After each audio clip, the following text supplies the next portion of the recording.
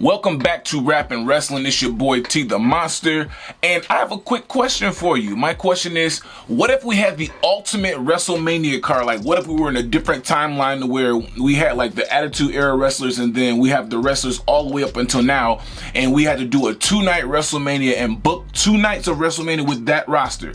Well, this is what's going to happen today here on Rap and Wrestling. So I got 2 nights that we're going to discuss. This is night 1 of what my ultimate WrestleMania card would look like and how I will book the finishes. So, of course, as always, if you haven't, please be sure to like, comment, and subscribe, and we're gonna get right into it. So, let me pull out my notes.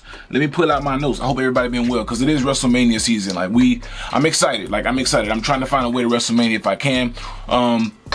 But I'm excited to see WrestleMania this year, man. Shit been going crazy. So, match number 1. The first match that I would do on my fantasy WrestleMania card, of course, is I would do in a hardcore rules match. I would do Kevin Owens versus Cactus Jack. Now, of course, the 2 different styles between these two, very hardcore, brawling. This, of course, is going to be pretty much a bloodbath at this point, you know. And this is going to be the first match actually to kick off my night 1 going into WrestleMania. So, I have Kevin Owens versus Cactus Jack. They're going to start their match in the ring, of course, maybe go into the boiler room, something like that. But the finish that I have for this match ultimately is going to be Kevin Owens is going to win with a package pile driver onto the thumbtacks. So just think about that. Like, imagine the visual of that. Cactus Jack being pile driven in the center of the ring on the thumbtacks.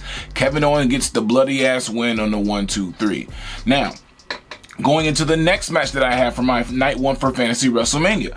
Next match that I have is going to be the Hart Foundation versus the Bloodline. Now, this is going to be an elimination tag match, of course. Now, in the Hart Foundation, you got Brett, you got Owen, you got Bulldog, and you got Anvil. They will face in the Bloodline. You're going to have the Usos, of course, Jimmy and Jay, and then you're going to have Solo and Jacob. Now, of course, like I said, this is going to be an elimination tag team match. Now, just think about like that match. You got all kinds of, you have the technical side, of course, with Brett and Owen and Bulldog and being the muscle, and Anvil being the muscle as well. And then on the Bloodline side, you got the Usos, legendary tag team, of course. And then you got the Savage of that is Jacob Fatu. And then you got the, like, I'm talking Prime Solo, like Prime Solo when, like Enforcer Solo when he was with Roman. So those two as a team, and then the Usos against the Hart Foundation. Now, the finish that I have for this match is that it comes down to Brett and Solo. I'm sorry, it comes down to Brett and Jacob in this match.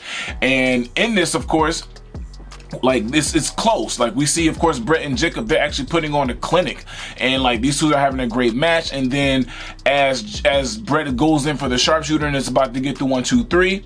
So I'm sorry, Jacob's pulled in from under the ropes by none other than a first-time debuting Zilla Fatu, who gets involved and assaults Brett, which evolves into an entire brawl where the Hart Foundation, everybody comes back out and gets to a brawl with the Anoa'i family, aka the Bloodline, and it ends in a no disqualification. So that's how I have that match booked for WrestleMania going into night 2. My second match. Now, my third match, this is some shit that I really wish I could see, like with both of these two in their prime. So I'm going to put Prime Shawn Michaels versus Prime AJ Styles, and they're going to have about 30 minutes. Like, give them 30 minutes in the match just to go ahead and do their shit, let them get their spots in.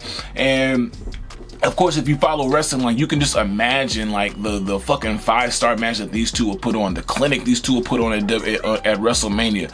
And so, like I said, Prime Shawn versus Prime AJ Styles. The finish that I have, if you hear meowing, that's my cat in the back. She obviously wants to be in the video. Shout out to Ash. But wait, am I in focus for you guys? I just want to be sure I'm in focus for y'all. Hold on. Okay. The finish that I have for this, of course, is AJ's going to go for a phenomenal forearm, and it's going to get countered by a sweet chin in the center of the ring. Think about how Shelton Benjamin did this with Shawn Michaels. Like, that's exactly how it's going to go. And like, that's how I want the finish to be for this kind of match. And of course, Shawn's going to go over. Shawn's going to win this match. So think about that. Oh man, like, fuck if we really saw that match. Like, I can see it now, him going in, taking his forearm off the springboard. Bam! And you know how AJ gonna steal that shit. Middle of the ring, 1, 2, 3, Shawn wins. So, Next match that I have, of course, is a women's match, and this is going to be for the women's heavyweight championship. The women's world heavyweight championship. And I got Trish versus Lita versus Becky versus Bianca in a fatal 4-way match. Now, of course, this is the match that we all would love to see with all these women in their prime. And low key, we can still probably get this match. Well, I can't remember the last time Lita had a match, but Trish is still active, and both, of course, Bianca, of course, her still being active, and Becky looking to come back very soon. We could still get this match, but with all of them in their prime, probably not. But with the finish that I have Bianca hitting a double KOD on Trish and Lita in the center of the ring, and Becky is doing her best to try to save the pin from coming from out of the ring. She's outside of the ring, and she's trying to crawl back in because we see Bianca pinning both Trish and Lita on top. Bianca's going to get the win for the championship, and that's how that match ends. Now, next match, of course, is something that we probably could have got 10, 12 years ago, but obviously, the way that the stars aligned, we didn't. So, next match that I have Stone Cold Steve Austin, my dog, of course, versus CM Punk with Paul Heyman. I'm going to talk about why that's important toward the finish. Now, the reason I have this as a fantasy match is because, of course, the very similar personalities between these two, the anti-hero, the rule breaker, and then of course having the career that both of these two have. They had a promo or an interview together not too long ago, about 10, 12, 13 years ago, when they were sitting and even promoting WWE 2K, and it almost seemed like they were kind of setting up for a match a little bit too. So this would actually be Prime Stone Cold versus Prime CM Punk. I'm talking best in the world CM Punk versus Prime Stone Cold Steve, like Austin not Austin 316. I'm talking brawling WrestleMania 15 against The Rock Stone Cold Steve Austin, or what Stone Cold Steve Austin against best in the world CM Punk. The finish that I have for this match is it ends with CM Punk trying to hit his third GTS on Austin. He catches his foot, spins his ass around for a stunner. 1, 2, 3. And then at the end, him and Punk shake hands. Stone Cold celebrates with beer, of course. Stone Cold goes to offer CM Punk a beer. And in doing so, of course, if you know CM Punk, he's straight edge, he doesn't drink. He he tosses his beer over to Paul Heyman. Paul Heyman then, of course, drinks the beer, toasts Stone Cold. They drink the beer together in the ring. Wham! Ends with a stunner.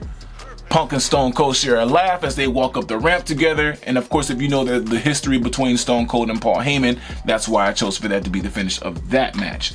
Now, the match right after that, semi-main, of course, we're going to have The Undertaker with Paul Bearer versus Sting. The match we never got. The fantasy match that we never ever got, but we always wanted. So in this match, of course, that we're going to have, I have, of course, Undertaker winning, duh.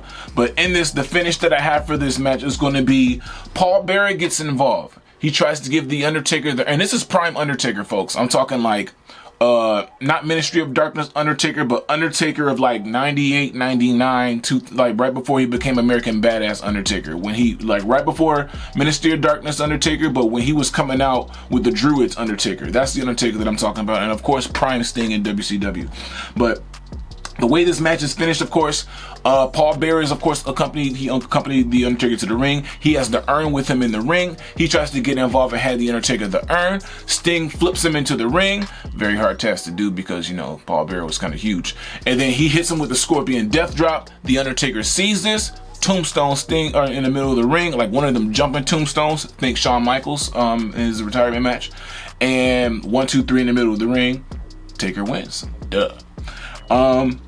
And the main event that I have for my night one,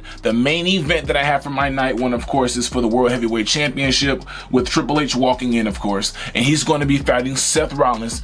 So I have Triple H versus Seth Rollins. I'm talking prime Triple H too. Think Triple H when he first returned after tearing his quad in Madison Square Garden. That Triple H versus prime Seth Rollins. I'm talking architect Seth Rollins. And they're going to have a fucking barn burner. Like about 30 minutes into the match, and the match gets started. Whoever comes out last, which will probably be Seth Rollins, Triple H runs out and they start brawling in the middle of the entrance. They fight in the middle of the entrance, and that's how the match gets started, of course. But the finish that I have for this match, of course, is Triple H he brings out the sledgehammer. He's playing heel, as always. Triple H gets the sledgehammer and goes to swing it. He misses. Rollins then kicks him in the gut.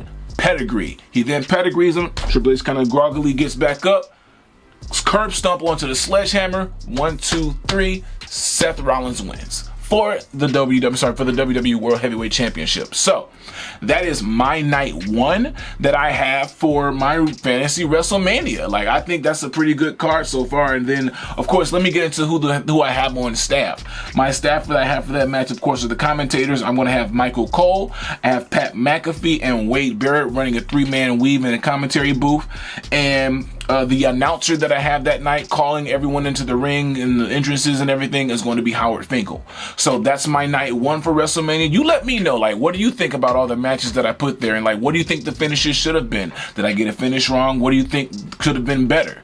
That's my fantasy night one for WrestleMania. So let me know down below in the comments what you think your night one would be with the same roster. I'm talking Attitude Era roster all the way up to now. Like, what would your fantasy card be for WrestleMania if we were in an alternate dimension and had the chance of actually putting these two timelines together? That's what mine is. Stay tuned and I'll tell you what my night two is in the next video. You're going to have to tune in for that one. But until then, please be sure to like, comment, and subscribe if you haven't already here on Rappin' Wrestling. I'll see you in night two. Peace.